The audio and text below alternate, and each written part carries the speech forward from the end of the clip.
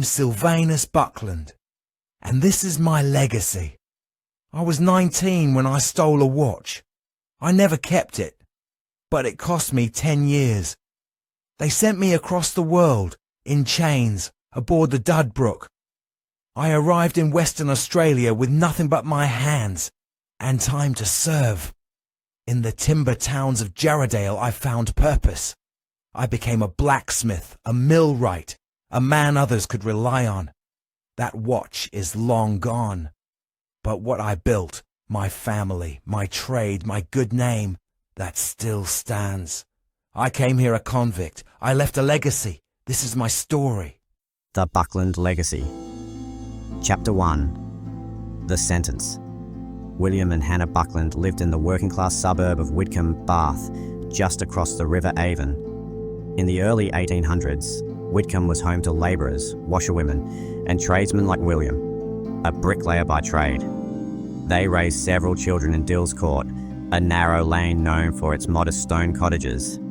Sylvanus Buckland, their youngest son, was baptised on the 5th of February 1837 at the parish church of St. Thomas a Becket. William passed away in 1838 when Sylvanus was barely a year old. The 1841 census shows that Hannah had remarried Isaac White Warren, a local blacksmith. Listed as Annie Warren, she lived with Isaac and their blended family in Dills Court. By the 1851 census, she was recorded as a washerwoman, living in Whitcomb with her children, including 14-year-old Sylvanus, noted as a scholar. Bath, England, 1851. The courtroom reeked of tobacco, damp wool, and the heavy hush of judgment. 19-year-old Sylvanus Buckland stood silently in the dock, fists clenched at his sides. He wore a worn waistcoat, the hem of his trousers frayed, and the boots on his feet had been borrowed from a neighbour, too large, flapping slightly as he shifted his weight. He had not spoken since his arrest.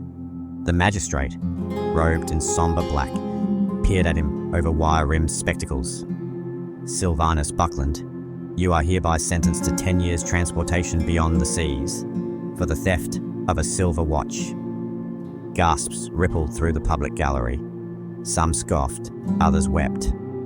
It was a familiar scene in Bath's criminal courts, where petty theft met the full force of imperial law. The constables bound Sylvanus's wrists with leather straps.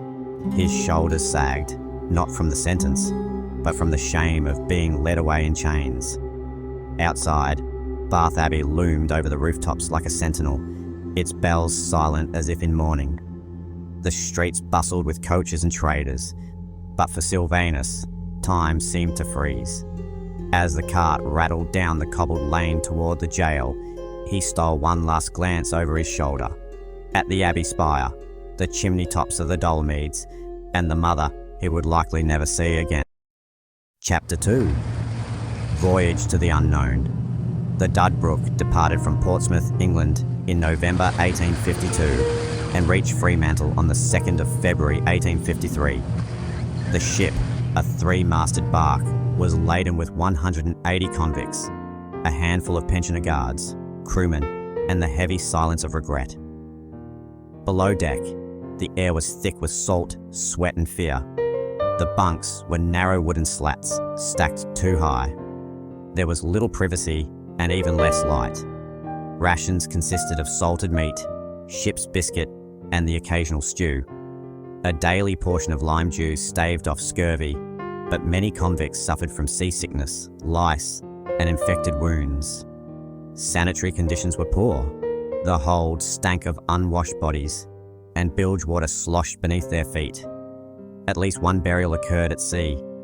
A convict, weakened by dysentery, died quietly one night.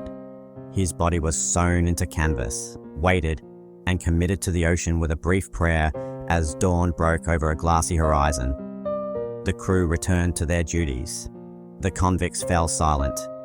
For many, the worst part of the voyage wasn't the illness or hunger. It was the endless waiting. Weeks turned to months. The ocean seemed endless, just blue water and sky stretching into forever. For those who'd never seen the sea before, it was a second sentence. Sylvanus spent the journey mostly on the lower deck. He carved notches into the beam above his head, one for each day. When the waves were calm and the hatch open, he would sit under a patch of sunlight and whisper home to himself, "Abbey, chimney pots, bath stone, don't forget it." At night, he befriended another convict, a lean man named Harris with a crooked nose and a faded tattoo of a fish on his hand. "What did you do?" Harris asked, scratching his cuffs. "Took a watch," Sylvanus muttered. "Worth it?" "Ask me in 10 years." Harris chuckled. "Out there, mate. We've all got a blank page. Might as well write something good on it." On the 2nd of February 1853, land came into view. Fremantle's shoreline shimmered in the midday heat, pale sand giving way to eucalyptus and hot days. The convicts were ordered topside and squinted into the sun, blinking away tears and sweat. Some cheered, others stood silent. Sylvanus didn't cheer. He simply exhaled. He was no longer a prisoner of Her Majesty's courts. He was now a convict of the colony, a stranger in a strange land, with a sentence behind him and a continent ahead. Chapter 3. The Ticket of Redemption. In the harsh conditions of the colony, Sylvanus was assigned to public works before learning the timber trade. He was first stationed in the Fremantle area, where he joined hundreds of other convicts, quarrying limestone, repairing roads, and cutting timber for the infant colony.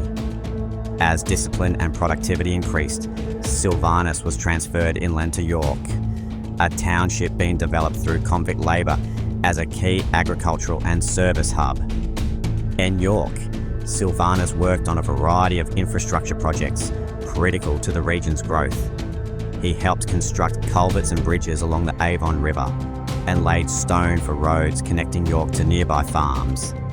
His mechanical aptitude made him a valuable worker, and he was eventually placed under the supervision of a blacksmith, where he assisted in forging iron tools and repairing drays and cartwheels.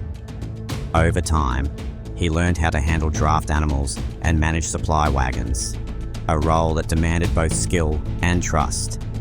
His reliability earned the respect of settlers and officials alike, leading to more independent work assignments around the York Township. In 1854, Sylvanus was granted his ticket of leave, allowing him to work and live with limited freedom within the colony. This marked the beginning of his redemption and reintegration into society. By 1859, he received a conditional pardon, lifting most of the restrictions tied to his conviction and giving him the opportunity to start life anew. Mary Wallace, born around 1834 in County Cork, Ireland, arrived in the colony under very different circumstances. She was transported from Fremantle to York aboard an overland cart caravan, assigned to supply stations and farms. Her placement in York came through the female immigration scheme, which sent single women to inland settlements to serve as domestic workers, nurses or companions for settler families. They met at the town well, where Sylvanus was fetching water after a long day's labour. Mary was cautious, but intrigued by his quiet manner. Over weeks, they exchanged short greetings that grew into conversations. She admired his diligence and humility, he, her strength and wit. It was a slow courtship, marked by walks between work assignments and stolen moments after Sunday service. They were married on Christmas Eve, 24th December 1857, in York, Western Australia. She passed away on 21st October 1908 in Boulder, Western Australia, and is interred at Kalgoorlie Cemetery. Chapter 4. New Routes. The Bucklands moved to Jarrahdale in the early 1860s, drawn by the promise of timber and steady work in Western Australia's growing milling and railway industries. Surrounded by towering jarrah trees, the settlement was rough but full of opportunity, steam, sweat, and sawdust in the air. Sylvanus quickly found work at one of the early sawmills, where his skills as a mechanic and blacksmith were in high demand. He was appointed a millwright, responsible for maintaining the powerful steam-driven engines, pulleys and belts that kept the mill running. When a log jammed the saw or the boiler sputtered, it was Sylvanus who stepped in with calm hands and sharp tools. He trained younger workers, earning the respect of both the bosses and the men on the line. One year, during a powerful winter storm that knocked out part of the tram line, it was Sylvanus who led the repairs and kept the timber carts moving. Mary, strong and uncomplaining, made a home from rough timber walls and a tin roof. She kept chickens, planted native herbs, and stitched clothes by lantern light. She was known in the settlement for her quiet strength, her skill as a midwife, and her soft Irish lullabies that drifted through the eaves at night. In 1864, Mary gave birth to Sylvanus Thomas Buckland, the first of their children to be born in Jarrahdale. They called him Ben, after a name from Mary's homeland. He was a quiet, observant child, with his father's focus and his mother's calm. Thomas's earliest memories were the hiss of the boiler, the scent of Jarrah smoke, and his father's voice explaining how gears turned under steam. He fetched water from the nearby creek in tin pails, gathered kindling at dawn, and watched Mary press herbs into poultices when neighbours fell ill. When he was 7, Sylvanus let him carry a toolbox into the mill. He watched his father lift a rusted gear from its axle and replace it with one he had shaped by hand. "Everything fits, if you respect its shape," Sylvanus said. The Jarrahdale community was built on cooperation. Families shared timber, baked together, and rallied after fires and floods. Children were taught in a bush schoolhouse, where the teacher wrote letters home for those who couldn't read. Sundays brought families together at the small wooden chapel, and market days saw trading of eggs, flour, jam, and hand-forged tools. At night, the Bucklands sat around the hearth. Mary read aloud from a worn Bible while Thomas listened intently, head on her lap. Outside, the wind moved through the trees, and Sylvanus smoked his pipe, content with the life he had built from nothing. From convict to craftsman, from exile to patriarch. Their roots, once shallow and uncertain, now ran deep in the red earth of Jarrahdale.